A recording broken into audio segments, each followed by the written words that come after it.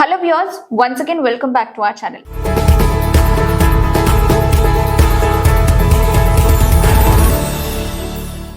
ఈ వీడియోలో మనం తెలుసుకోబోయే ఒక సక్సెస్ స్టోరీ జస్ట్ ఒక ఐఏఎస్ ఆఫీసర్ ది మాత్రమే కాదు, తను చేసిన వర్క్స్ తో చాలా మంది గుండెల్లో ఒక మార్క్ క్రియేట్ చేసుకున్న నిజమైన లీడర్ జర్నీ. తను వెళ్ళిన ప్రతి చోట కూడా తన మార్క్ ఏంటో చూపిస్తూ ప్రతి ఒక్క డిఫికల్టీని కూడా ఓవర్కమ్ చేస్తూ ముందుకు వెళ్ళిన ఆవిడ ఎవరో కాదు, స్మితా సబర్వాల్.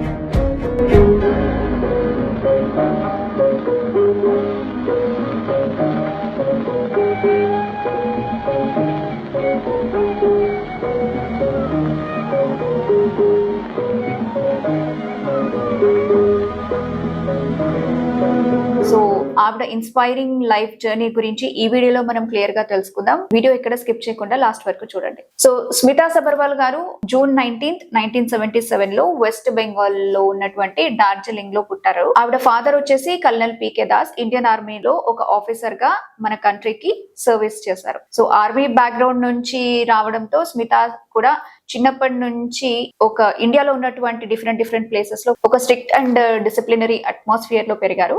సో ఆ తర్వాత కొన్ని ఇయర్స్ కి వాళ్ళ ఫ్యామిలీ హైదరాబాద్ కి వచ్చి సెటిల్ అయిపోయారు. చదువులో కూడా ఫస్ట్ నుంచి టాపర్. సో హైదరాబాద్ లో సెయింట్ అండ్ స్కూల్లో స్కూలింగ్ అనేది కంప్లీట్ చేసి ఎడ్యుకేషన్, ఆ తర్వాత Saint Francis college for women నుంచి కామర్స్ గ్రాడ్యుయేషన్ అనేది కంప్లీట్ చేశారు. సో చిన్నప్పటి నుంచి కూడా చదువులో ఎప్పుడు ముందు ఉండే వాళ్ళు, సొసైటీకి కూడా ఏదైనా చేయాలి అనేటువంటి ఒక స్ట్రాంగ్ డెసిషన్ తో ఆవిడ ఉన్నారు.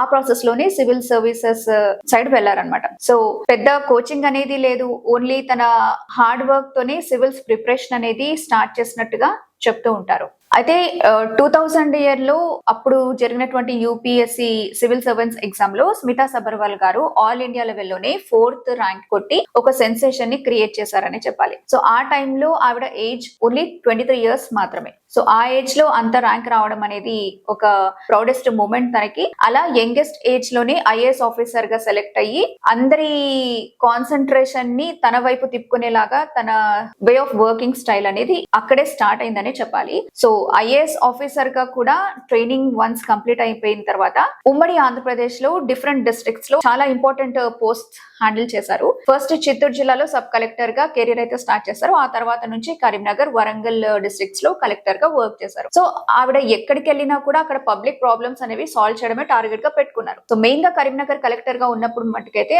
ఆమె తెచ్చిన ఫ్యూచర్ కరీంనగర్ కాన్సెప్ట్ అనేది ఆ డిస్ట్రిక్ట్ చూసే విధానం అంటే ఒకలాగా ఉండేది అంతకు ముందు, దాని తర్వాత కంప్లీట్ గా మార్చేసింది స్మితా సబర్వాల్ గారితోనే పాసిబుల్ అయింది అనేసి చెప్తూ ఉంటారు అక్కడ వాళ్ళు కూడా. అందరి జనాల హెల్ప్ తో ఫండ్స్ అనేవి కలెక్ట్ చేసి హాస్పిటల్స్ ని డెవలప్ చేశారు. సో సిటీని కూడా డెవలప్ చేయాలి అనేటువంటి పనులన్నీ చేసి ఈవిడ ఒక పీపుల్స్ కలెక్టర్ అన్న పేరుని కూడా తెచ్చుకున్నారు. సో ఆ తర్వాత తెలంగాణ అండ్ ఆంధ్ర సపరేట్ అయిపోయిన తర్వాత సీఎం ఆఫీస్ లో సెక్రటరీగా వర్క్ చేసి ఒక ఫస్ట్ ఉమెన్ ఐఏఎస్ ఆఫీసర్ గా రికార్డ్ అయితే క్రియేట్ చేశారు. ప్రెసెంట్ తెలంగాణ గవర్నమెంట్ లో వాటర్ రిసోర్సెస్ అండ్ వేరే ఇంపార్టెంట్ డిపార్ట్మెంట్స్ లో సర్వీస్ అయితే చేస్తున్నారు. అయితే ఈ అంత ప్రాసెస్ లో ఇంత సక్సెస్ అవ్వడానికి డెఫినెట్లీ కొన్ని ఛాలెంజెస్ ఫేస్ చేస్తుంటారు, కొన్ని అప్స్ అండ్ డౌన్స్ కూడా ఉంటాయి. దాని గురించి మనం మాట్లాడుకుంటే ఇంత సక్సెస్ఫుల్ జర్నీలో నిజంగానే స్మితా సబర్వాల్ గారు చాలా ప్రాబ్లమ్స్ ని, ఛాలెంజెస్ ని కరేజియస్ గా ఫేస్ చేశారని చెప్పాలి.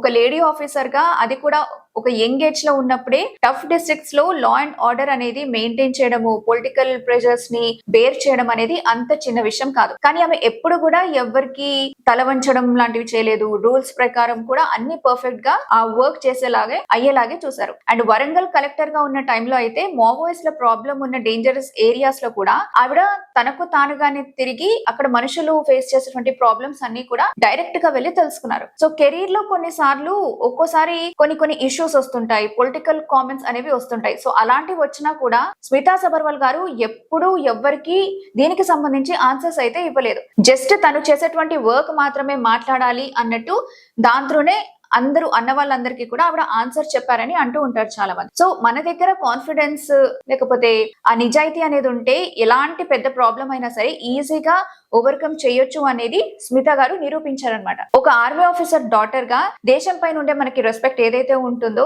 పుట్టినప్పటి నుంచే తన బ్లడ్ లోనే ఉంది అన్నట్టు అనిపిస్తుంది స్మితా సబర్వాల్ గారిని చూస్తుంటే. సో ఇప్పుడున్న చాలా మంది అమ్మాయిలకు, యూత్ కి ఆవిడ ఒక పక్క రోల్ మోడల్ అని చెప్పడంలో ఎలాంటి జోక్ లేదు. ఎలా కష్టపడాలి, మనకి నిజంగా ఒక పట్టుదల ఉంటే ఎందులోనైనా ఎలా ఒక టాప్ లెవెల్ కి వెళ్ళొచ్చు అనే వాళ్ళందరికీ కూడా స్మితా సబర్వాల్ గారు ఒక ఇన్స్పిరేషన్ అని చెప్పాలి. సో మరి ఈ వీడియో కనుక మీకు ఫుల్ ఇన్స్పిరేషన్ గా ఉంది అని అనిపిస్తే ఖచ్చితంగా వీడియోని లైక్ చేయండి. అండ్ వీడియో నచ్చితే మీ ఫ్రెండ్స్ అందరితో కూడా తప్పకుండా షేర్ చేయండి.